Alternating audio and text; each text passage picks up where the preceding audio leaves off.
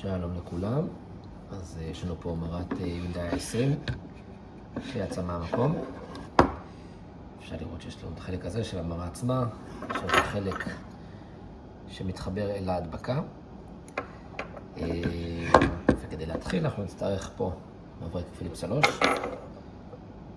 זה המברק שאנחנו לפתוח. שחררתי את זה לפני הסרטון שיהיה יותר קל, אבל בגדול מבריגים החוצה את הבורג.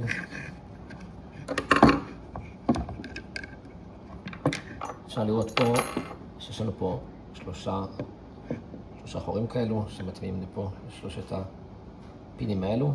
נחזיר את זה חזרה.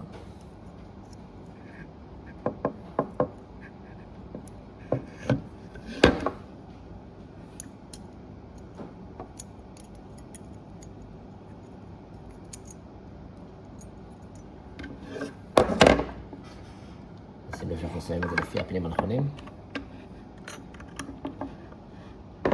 ונבריק את הבורג חזרה.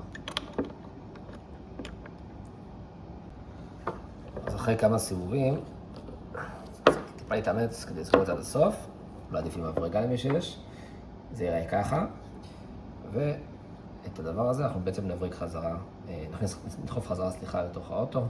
תכף נראה איך זה קורה. עוד דבר שחשוב לשים לב אליו לפני שניכנס לאוטו, זה שבנקודות האלה יכול להיות שיש סדקים, זאת בעיה אחרת שיכולה להיות ביונדאי 20, במערות שלה. אוקיי, אז כדאי לשים לב שגם פה אין לנו שום בעיה, אם המרה נפלה. אם כן, אז כבר נצטרך להחליף את הפריט עצמו.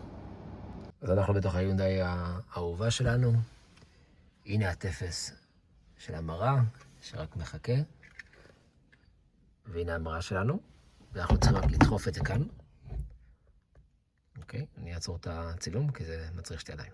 זהו, קצת כוח מלמטה לכיוון למעלה.